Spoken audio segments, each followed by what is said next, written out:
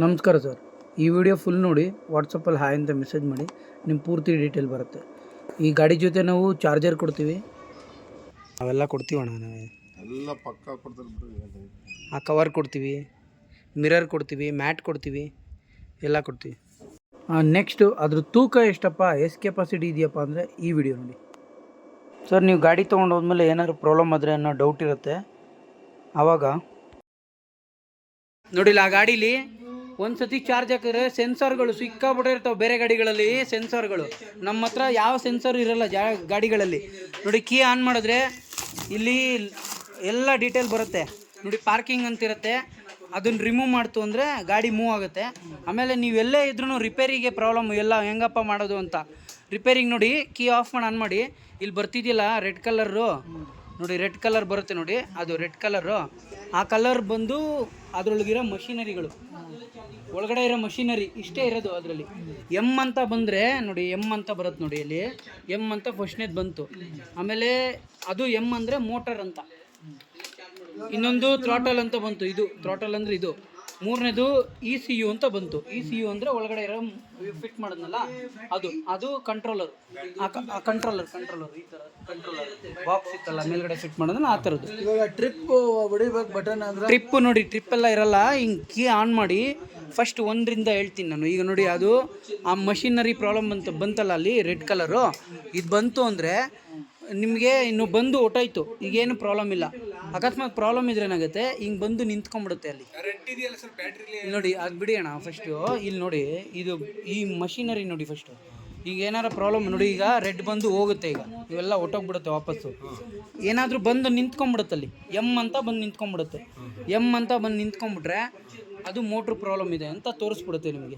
ನಮ್ಗೇನು ಮಾಡಿ, ಈ ಥರ ವೀಡಿಯೋ ಮಾಡಿ, ನಮಗೆ ಈ ಥರ ಪ್ರಾಬ್ಲಮ್ ಆಗ್ತಿದೆ ಅಂತ ಬಾಯಲ್ಲಿ ಹೇಳ್ಕೊಂಡು ವೀಡಿಯೋ ಮಾಡಿ ಕಳಿಸ್ಬಿಟ್ರೆ ನಿಮ್ಗೆ ಏನು ಪ್ರಾಬ್ಲಮ್ ಇರುತ್ತೆ, ಈಗೇನು ಗಾಡೀಲಿ ಏನಾರ ಪ್ರಾಬ್ಲಮ್ ಇದ್ದರೆ ಆ ಪ್ರಾಬ್ಲಮ್ ಏನಿರುತ್ತೆ ಅದನ್ನು ನಾವು ನಾವು ಅದು ಏನು ಮಾಡಬೇಕು ಅದನ್ನು ನಿಮಗೆ ಕಳಿಸ್ತೀವಿ, ರಿಟರ್ನ್ ವೀಡಿಯೋ ಕಳಿಸ್ತೀವಿ. ಆ ವೀಡಿಯೋಗೆ ಸಂಬಂಧಪಟ್ಟಂಗೆ ನೀವು ಅದನ್ನು ಬಿಚ್ಚಬೇಕು, ಮಾಡ್ಬೋದು. ಇಲ್ಲ ಥ್ರಾಟಲ್ ಪ್ರಾಬ್ಲಮ್ ಆಯಿತಾ, ಅದಕ್ಕೆ ಗ್ಯಾರಂಟಿ ಕೊಟ್ಟಿರಲ್ಲ. ಥ್ರಾಟಲ್ ಏನಾರು ಹೋಯ್ತಾ ನಮ್ಮ ಹತ್ರ 700 ರೂಪಾಯಿಗೆ 800 ರೂಪಾಯಿಗೆ ಸಿಕ್ಬಿಡುತ್ತೆ. ಅದನ್ನು ನಿಮ್ಮ ಬಸ್ಸಲ್ಲಿ ಹಾಕ್ತೀವಿ. ನೀವು ಯಾವ ಊರಾದರೂ ಪರವಾಗಿಲ್ಲ, KSRTC ಬಸ್ಸಲ್ಲಿ ಹಾಕ್ತೀವಿ. ಬೆಂಗಳೂರವರಾದರೆ ನಾವು ಇಲ್ಲೇ ಪೋಟ್ರ್ ಮಾಡ್ತೀವಿ, ನಿಮ್ಮ ಮನೆ ಬಾಗಿಲಿಗೆ ಕಳಿಸ್ಕೊಡ್ತೀವಿ. ನೀವು ಊರ ಕಡೆ ಆದರೆ ಆ ಬಸ್ಸಿಗೆ ಹಾಕಿ ಇಂಥ ಟೈಮಿಗೆ ಬರುತ್ತೆ ಅಂತ ಹೇಳ್ತೀವಿ, ಅಲ್ಲಿ ಕಲೆಕ್ಟ್ ಮಾಡಿಕೊಂಡು ನಾವು ಹೆಂಗೆ ಹೇಳ್ತೀವಿ ಹಂಗೆ ಬಿಚ್ಬಿಟ್ಟು ಹಂಗೆ ಮಾಡಿದ್ರೆ ವರ್ಕ್ ಆಗಿಬಿಡುತ್ತೆ ಅಷ್ಟೇ. ಇನ್ನೇನಿರಲ್ಲ, ಈಸಿ ಮೆಥಡ್ ಇರುತ್ತೆ ರಿಪೇರಿ ಮಾಡ್ಕೊಳ್ಳೋದೆಲ್ಲ. ಮತ್ತು ಇದು ಮೀಟ್ರ್ ಬಗ್ಗೆ ತಿಳ್ಕೊಬೇಕು ಅಂದರೆ, ಎಷ್ಟು ಕಿಲೋಮೀಟ್ರ್ ಓಡಿದೆ ಏನು ಎಂತು ಅಂತ ತಿಳ್ಕೊಬೇಕು ಅಂದರೆ ಈ ವಿಡಿಯೋ ನೋಡಿ, ನಿಮಗೆ ಪೂರ್ತಿ ಗೊತ್ತಾಗ್ಬಿಡುತ್ತೆ. ಕೀ ನೋಡಿ, ಕೀ ಆಫ್ ಮಾಡಿ ಆನ್ ಮಾಡ್ತೀವಿ, ಗಾಡಿ ಓಡಿಸ್ತಾ ಇರ್ತೀರಾ ನೋಡಿ, ಬ್ರೇಕ್ ಹಿಡಿದು ಮೂವ್ ಮಾಡಿದ್ರೆ ಪಾರ್ಕಿಂಗ್ ಮೋಡ್ ಬರುತ್ತೆ, ಗಾಡಿ ಓಡಿಸ್ತಾ ಇರ್ತೀರಿ. ಇಲ್ಲಿ ನೋಡಿ, ಟ್ರಿಪ್ ಬಂದು ಇಲ್ಲಿ ಕೂರುತ್ತೆ ಲಾಸ್ಟ್ ನೋಡಿ. ಓಡಿಸಾದ್ಮೇಲೆ ಎಷ್ಟು ಕಿಲೋಮೀಟ್ರ್ ಜಾಸ್ತಿ ಓಡಿಸಿದ್ದೀರಾ ಅದು ಬಂದು ಅಲ್ಲಿ ಕೂರುತ್ತೆ ಹಿಂದೆಗಡೆ. ಇಲ್ಲಿ ಬಂದು ಕೀ ಆನ್ ಮಾಡಿ ಸ್ಟಾರ್ಟ್ ಮಾಡಿ ಯಾವಾಗ ಶುರು ಮಾಡ್ತೀರಾ, ಕೀ ಆಫ್ ಮಾಡೋ ತನಕ ಇಲ್ಲಿ ತೋರಿಸುತ್ತೆ ಎಷ್ಟು ಕಿಲೋಮೀಟ್ರ್ ಹೋಗಿದ್ದೀರಾ ಅಂತ. ಅದಾದಮೇಲೆ ನೀವು ಕೀ ಒಂದು ಸತಿ ಆಫ್ ಮಾಡಿದ್ಮೇಲೆ ಅದು ಹಿಂದಕ್ಕೆ ಹೋಗ್ಬಿಡುತ್ತೆ, ಹಿಂದೆ ಹೋಗ್ಬಿಡುತ್ತೆ. ಈ ರಿವರ್ ಅಂದರೆ ಆ ಬ್ಯಾಕಲ್ಲಿ ಇದೆಯಲ್ಲ ನೋಡಿ, ಇಲ್ಲಿಗೆ ಬಂದುಬಿಡುತ್ತೆ. ಇಲ್ಲಿ ನೋಡಿ, ಇಲ್ಲಿ ಬರುತ್ತೆ ನೋಡಿ. ಇದಾದಮೇಲೆ 60 ಆದಮೇಲೆ ಬರುತ್ತೆ ನೋಡಿ, ಇಲ್ಲಿಗೆ ಬಂದುಬಿಡುತ್ತೆ.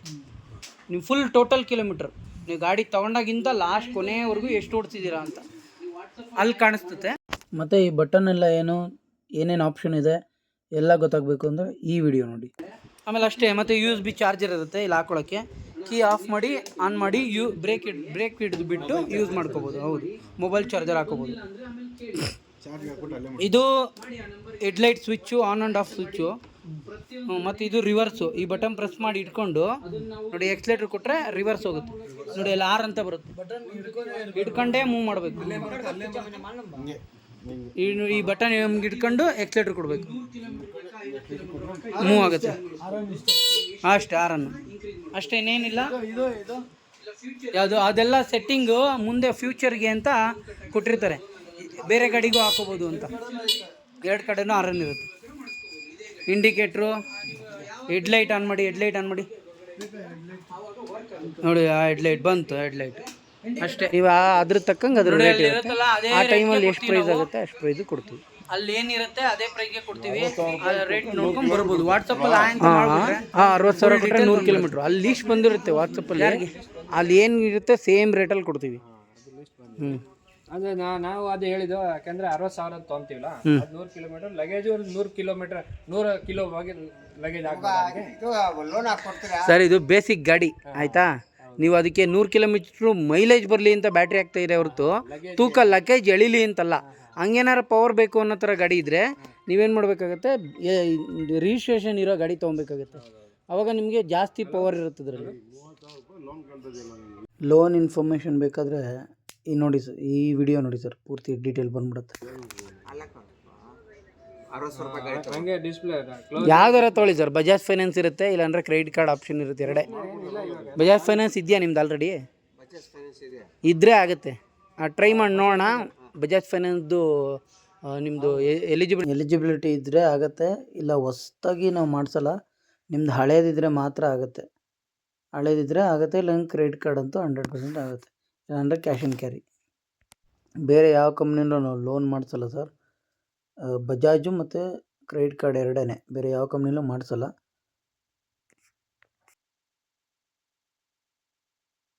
ಇವಾಗ ಯಾವುದಿದೆ ಗಾಡಿ ಅದೇ, ನೆಕ್ಸ್ಟ್ ಯಾವ್ದು ಬರುತ್ತೆ ಅದು ನಾವು ಯಾರಿಗೂ ಕಾದಿರಿಸಲ್ಲ. ನಮ್ಮದು 40 ಗಾಡಿ ಬರುತ್ತೆ ಅಟ್ ಅ ಟೈಮು. ಆ ಟೈಮಲ್ಲಿ ನಾವು ನಮ್ಗೆ ಇದೇ ಕಲರ್ ಬೇಕು ಅಂದರೆ ಇನ್ನೊಂದು ವಾರ ತಡಿಯಪ್ಪ ಅಂತಾರೆ, ಫಿಟ್ಟಿಂಗ್ ಆಗಲ್ಲ, ಬರುತ್ತೆ ಹೋಗುತ್ತೆ ಎಲ್ಲ ಖಾಲಿ. ನೀವು ಆ ಟೈಮಲ್ಲಿ ಬಂದಾಗ ಯಾವ ಗಾಡಿ ಇರುತ್ತೆ ಆ ಗಾಡಿ ತೊಗೊಂಡೋಗ್ಬೇಕಾಗುತ್ತೆ. ಅದು ಎಲ್ಲೋ ಕಲರ್ ಮಾಡಲ್ ಬೇಕು, ಇದರ ಮಾಡಲ್ ಬೇಕು ಅಂದ್ರೆ ಇರೋಲ್ಲ. ನಿಮ್ಗೆ ಯಾವ್ದು ಬೇಕಾದ್ರೂ ಕೊಡ್ತೀವಿ ಸರ್. ನೋಡಿ ಥ್ರಾಟಲ್ ವರ್ಕ್ ಆಗುತ್ತೆ, ಎಲ್ಲ ಥ್ರಾಟಲ್ ಸ್ವಿಚ್ ಎಲ್ಲ ಗಾಡಿಗಳಿಗಾಗುತ್ತೆ, ಯೂನಿವರ್ಸಲ್ ಬೇರೆ ಬೇರೆ ಮಾಡಲ್ ಒಂದೊಂದು ಬಟನ್. ಹಂಗಾಗಿ ಇದನ್ನ ಯೂನಿವರ್ಸಲ್ ಕೊಟ್ಟಿರ್ತೀವಿ, ಅದೇನು ವರ್ಕ್ ಆಗಲ್ಲ. 25 ಅಲ್ಲೇ ಹೋಗುತ್ತೆ, ಯಾಕಂದ್ರೆ ಲಾಕ್ ಆಗಿರುತ್ತೆ, ಆಫ್ ಮಾಡಿರ್ತೀವಿ. 25 ಕಿಲೋಮೀಟರ್ ಸ್ಪೀಡಲ್ಲೇ ಹೋಗುತ್ತೆ, ವರ್ಕ್ ಆಗದೆ ಇರೋ ಥರ.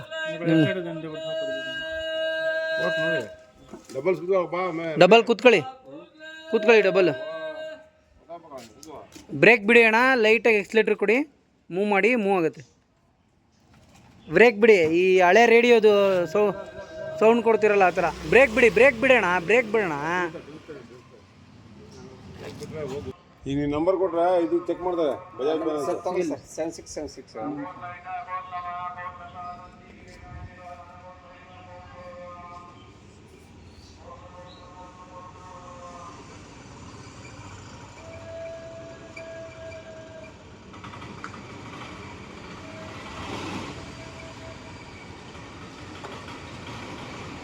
ಅದು ಏನಕ್ಕೆ ತಗೊಂಡು ಸೌಂಡ್ ಬರ್ತದೆ? ಏನಕ್ಕೆ ಯಾವುದು ಹಿಂದೆಗಡೆನಾ? ಬ್ಯಾಟ್ರಿ ಇಟ್ಟಿರ್ತೀವಿ, ಫಿಟ್ ಮಾಡಿರಲ್ಲ ಇನ್ನೂ ಬ್ಯಾಟ್ರಿ. ಹೌದಾ?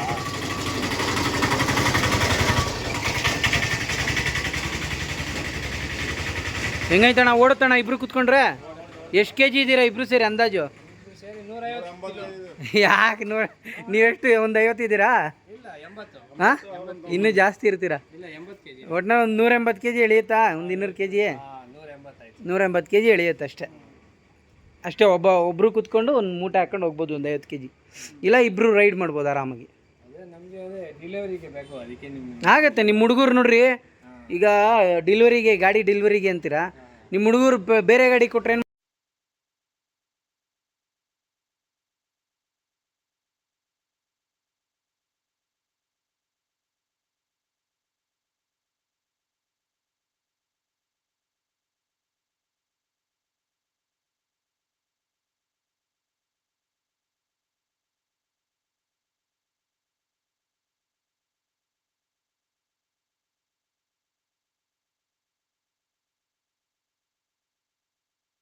ಸರ ಕೊಡ್ಸೋಣ ಅಂತ ಯೋಚನೆ ಮಾಡಿದ್ರಂತೆ, ಏನೇನೋ ಕೊಡ್ಸೋಕೆ ಯೋಚನೆ ಮಾಡಿದ್ರು, ಏನಕ್ಕೂ ಸೆಟ್ ಆಗಿಲ್ಲಂತೆ. ಅವನು ಏನು ಇಷ್ಟನೇ ಪಡಲಿಲ್ಲ. ಲಾಸ್ಟಿಗೆ ಈ ಗಾಡಿ ತೊಗೊಂಡೋಗಿ ಕೊಡಿಸಿದ್ದಕ್ಕೆ ಅವ್ರ ಅಪ್ಪ ಅಮ್ಮಂಗೂ ಸಮಾಧಾನ ಆಯಿತು, ಯಾಕಂದರೆ ಅವ್ನು 10th ಓದ್ತಾ ಇದ್ದಾನೆ. ಈಗ ಅವ್ರ ಅಪ್ಪ ಅಮ್ಮ ಏನು ಅಂದ್ಕೊಂಡಿದ್ರು, ಗಾಡಿ ಏನು ಇವ್ರು ಯೋಚನೆ ಇರಲಿಲ್ಲ ಅದು ಗಾಡಿ ಕೊಡಿಸ್ಬೇಕು ಅಂತ. ಅವ್ರ ತಾತ ಶಿವಮೊಗ್ಗದವರು, ಅಲ್ಲಿಂದ ಬಂದಿದ್ರು ನಿನ್ನೆ ಗಾಡಿ ತೊಗೊಳೋಕೆ ಅಂತ. ಅವ್ರೇನು ಮಾಡಿದ್ರು, ನೋಡು ಯೋಚನೆ ಮಾಡಿ ಬಂದೆ ಅಪ್ಪ ನಾನು, ನಮ್ಮ ಮೊಮ್ಮಗಂಗೆ ಏನು ಕೊಡಿಸಿದ್ರು ಸಮಾಧಾನ ಇಲ್ಲ. ಆಟ ಸಾಮಾನು ಎಂತೆಂಥ 5,000 10,000 ರೂಪಾಯಿ ಆಟ ಸಾಮಾನು ಕೊಡಿಸ್ದೆ, ಎಲೆಕ್ಟ್ರಿಕ್ ಸೈಕಲ್ ಕೊಡಿಸ್ದೆ, ಏನಾದರೂ ಸಮಾಧಾನ ಇಲ್ಲ. ಆಮೇಲೆ ಇವಾಗ ಸ್ಕೂಟ್ರ್ ಕೊಡಿಸ್ತಾ ಇದ್ದೀನಿ, ಖುಷಿಯಾಗಿ ಹೋಗ್ತಾನೆ. ಈಗ ಬೆಳಿಗ್ಗೆ ಟ್ಯೂಷನ್ಗೆ ಹೋಗ್ಬೇಕಂತೆ ಅವನು. ಆಮೇಲೆ ಅಲ್ಲಿಂದ ಬಂದು ತಿರ್ಗಾ ಇನ್ನೊಂದು ಟ್ಯೂಷನು, 10th ಇವಾಗ, 9th ಮುಗಿಸಿ 10th. ಅವ್ರ ಅಪ್ಪ ಅಮ್ಮಗೂ ಖುಷಿಯಾಗಿದೆ, ಯಾಕಂದರೆ ಅವ್ರ ಅಪ್ಪ ಅಮ್ಮ ಡೈಲಿ ಕರ್ಕೊಂಡೋಗ್ಬೇಕಿತ್ತು, ಅಲ್ಲಿ ಬಿಡಬೇಕಿತ್ತು, ತಿರ್ಗಾ ಕರ್ಕೊಂಬರ್ಬೇಕಿತ್ತು. ಸೈಕಲಲ್ಲಿ ಹೋದರೆ ಬ್ಯಾಗೆಲ್ಲ ನೆಂದೋಗುತ್ತೆ, ಮಳೆ ಟೈಮು, ಎಲ್ಲದಕ್ಕೂ ಯೂಸ್ ಆಗುತ್ತಪ್ಪ ಅಂದ್ಬಿಟ್ಟು ಖುಷಿಯಿಂದ ತೊಗೊಂಡೋದ್ರು. ಈಗ ಸಂಜೆ ಅವ್ರು ಟ್ಯೂಷನ್ಗೆ ಆಗುತ್ತೆ, ಮಧ್ಯಾಹ್ನದ ಸ್ಕೂಲಿಂದ ವಾಪಸ್ ಬರೋಕ್ಕಾಗತ್ತೆ, ಆರಾಮಾಗಿ ತೊಗೊಂಡೋಗ್ಬೋದು. ಅಲ್ಲಿ ಸ್ಕೂಲ್ ಪರ್ಮಿಷನ್ ಸಿಕ್ಕಿದ್ರೆ ಸ್ಕೂಲ್ ಸೈಕಲ್ ಥರ ಇದು. ಈಗೆಲ್ಲ ಅವ್ರ ಅಪ್ಪ ಅಮ್ಮಂಗೂ ಖುಷಿ ಆಯಿತು, ಅವ್ರು ಕೆಲ್ಸಕ್ಕೆ ಹೋಗ್ತಾರೆ, ನಾರ್ಮಲಾಗಿ ಬರ್ತಾರೆ, ಅವ್ರಿಗೂ ಖುಷಿ ಆಯಿತು, ಇವನಿಗೂ ಖುಷಿ ಆಗೋಯ್ತು. ಪಿ ಅಂದರೆ ಪಾರ್ಕಿಂಗ್ ಮೋಡ್ ಸರ್. ಆ ಬ್ರೇಕ್ ಹಿಡಿದು ಬಿಟ್ಟರೆ ಪಾರ್ಕಿಂಗ್ ಮೋಡಲ್ಲಿ ಎಕ್ಸಲೇಟ್ರ್ ಕೊಟ್ಟರೆ ಮೂವ್ ಆಗೋಲ್ಲ. ಪಾರ್ಕಿಂಗ್ ಮೋಡು ಬ್ರೇಕ್ ಹಿಡಿದು ಬಿಟ್ಟರೆ ಮೂವ್ ಆಗುತ್ತೆ ನೋಡಿ. ಕೀ ಎಲ್ಲ ರಿಮೋಟಲ್ಲಿ ಆನ್ ಮಾಡಿದ್ದೀರಾ ಅನಿಸುತ್ತೆ. ರಿಮೋಟಲ್ಲಿ ಆನ್ ಮಾಡಿದ್ರೆ ಡೈರೆಕ್ಟಾಗಿ ಬಿಡುತ್ತೆ. ಆಫ್ ಮಾಡಬೇಕು ಯಾವತ್ತು ರಿಮೋಟಲ್ಲಿ. ಮಾಡೆಲ್ಗಳು ಚೇಂಜಸ್ ಆಗ್ತಾ ಬರ್ತಾ ಇರುತ್ತೆ. ಈಗ ನೆಕ್ಸ್ಟ್ ವೇಸ್ಟ್ ಏನಕ್ಕಾಗುತ್ತೆ ಬಟನ್ ಪಾರ್ಕಿಂಗ್ ಮೋಡ್ ರಿಮೂವ್ ಆಗುತ್ತೆ. ಕೀ ಆನ್ ಮಾಡ್ತೀರಾ, ಈ ಬಟನ್ ಅಮ್ಕಿದ್ರೆ ರಿಮೂವ್ ಆಗುತ್ತೆ, ಆಮೇಲೆ ಎಕ್ಸಲೇಟರ್ ಕೊಟ್ಟರೆ ಹೋಗುತ್ತೆ. ಆ ಥರ ಇರುತ್ತೆ. ಇದೇನಕ್ಕೆ ಇವೆಲ್ಲ ಕೊಟ್ಟಿರ್ತಾರೆ, ಇದೆಲ್ಲ ಯೂನಿವರ್ಸಲ್ ಇರುತ್ತೆ. ಬೇರೆ ಮಾಡಲ್ಗೆ ನೆಕ್ಸ್ಟ್ ಮಾಡಲ್ ಇರುತ್ತಲ್ಲ ಅಂಥದ್ದಕ್ಕೆಲ್ಲ ವರ್ಕ್ ಆಗ್ತಾ ಇರುತ್ತೆ. ನಾವೇನು ಮಾಡ್ತೀವಿ 35,000 ಕೊಡಬೇಕು ಅಂದ್ಬಿಟ್ಟು ಇದೇ ಮಾಡಲ್ ತರ್ತೀವಿ. ನೋಡಿ ಮೋಟ್ರೆಲ್ಲ ಯಾವುದೇ ಡಿಸೈನ್ ತೊಗೊಂಡ್ರು ಮೋಟ್ರೆಲ್ಲ ಒಂದೇ ಇರುತ್ತೆ, ಕಂಟ್ರೋಲರ್ ಎಲ್ಲ ಒಂದೇ ಇರುತ್ತೆ, ಬ್ಯಾಟ್ರಿ ಎಲ್ಲ ಒಂದೇ ಇರುತ್ತೆ. ನೀವು ಮುಂದೆ ಡಿಸೈನ್ ಏನು ಚೇಂಜ್ ಮಾಡ್ತೀವಿ ಅದು ಮಾತ್ರ ಬದಲಾವಣೆ ಆಗುತ್ತೆ ಅಷ್ಟೇ. ಹಂಗಾಗಿ ಮುಂದೆ ಡಿಸೈನ್ಗೆ ದುಡ್ಡಾಗುತ್ತೆ ಎಕ್ಸ್ಟ್ರಾ. ಬೇರೆ ಡಿಸೈನ್ ಅಕಸ್ಮಾತ್ ನಮ್ಮ ಹತ್ರ ಬಂದರೆ ನಾವು ಅದೇ ರೇಟ್ ಒಂದು 2,000 3,000 ಹೆಚ್ಚು ಕಮ್ಮಿ, ಒಂದು 5,000 ಹೆಚ್ಚು ಕಮ್ಮಿ ಸೇಲ್ ಮಾಡ್ತೀವಿ ನಾವು.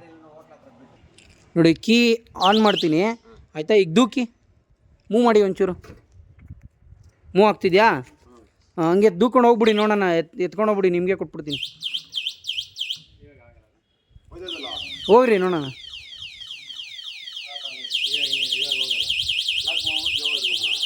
ಆಗಲ್ಲ. ಈಗ ಇದಕ್ಕೂ ಮೀರಿದ್ದು ಯಾರು ಕಳ್ತನ ಮಾಡಿದ್ರೆ ಅದು ನಿಮ್ಮ ಮನೆ ಬರ. ಇದೇನೆಂದರೆ ಸ್ವಲ್ಪ ಸೇಫ್ಟಿ ಕೊಟ್ಟಿರ್ತಾರೆ ಅಷ್ಟೇ. ಆ ಸೇಫ್ಟಿಗೂ ಮೀರಿದ್ದು ನೀವು ದಡ್ತನ ರಾತ್ರಿ ಹೊತ್ತು ಅದನ್ನು ಮೀರಿದ್ದು ನೀವು ನಿದ್ದೆ ಮಾಡಿದ್ರೆ ಏನು ಮಾಡೋಕ್ಕಾಗಲ್ಲ, ಅದು ನಿಮ್ಮ ಜವಾಬ್ದಾರಿ. ಈಗ ಇದಕ್ಕೆ ಇನ್ಶೂರೆನ್ಸ್ ಬೇಡ, ಲೈಸೆನ್ಸ್ ಬೇಡ. 25 ಕಿಲೋಮೀಟ್ರ್ ಹೋಗೋದ್ರಿಂದ ನಿಮ್ಗೆ ಅದೆಲ್ಲ ಬೇಕಾಗಿರೋದು.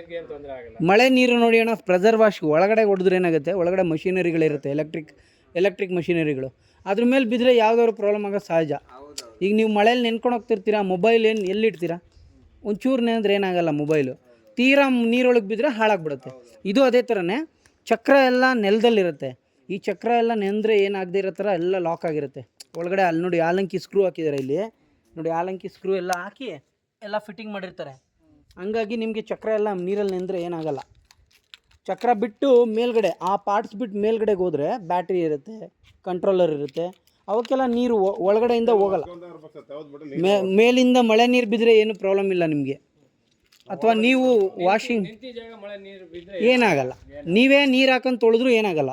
ಆದರೆ ಪ್ರೆಸರ್ ವಾಶು ಹಿಂಗೆ ಉಲ್ಟಾ ಎಲ್ಲ ಹೊಡಿತಾರೆ ನೋಡಿ, ಆ ಥರ ಎಲ್ಲ ಹೊಡ್ಸಿದ್ರೆ ಏನಾಗುತ್ತೆ, ಒಳಗಡೆ ಕಂಟ್ರೋಲರ್ ಇರುತ್ತೆ. ಇವೆಲ್ಲ ಎಲೆಕ್ಟ್ರಿಕ್ ಮಷಿನರಿಗಳು ಚಿಕ್ಕ ಪುಟ್ಟ ಸಿಂಪಲ್ಲಾಗಿರುತ್ತೆ, ಅದೆಲ್ಲ ನೀರಿಗೆ ಬಿದ್ದರೆ ಹಾಳಾಗೋದು ಸಹಜ. ಹೌದು, ಸೂಪರ್ ಆಗಿದೆ. ಒಬ್ರಿಗಿದ್ರೆ ಆಮೇಲೆ ಲಗೇಜ್ ಹಾಕೊಂಡು ಹೋಗೋಕೆ ಆಗಲ್ಲ.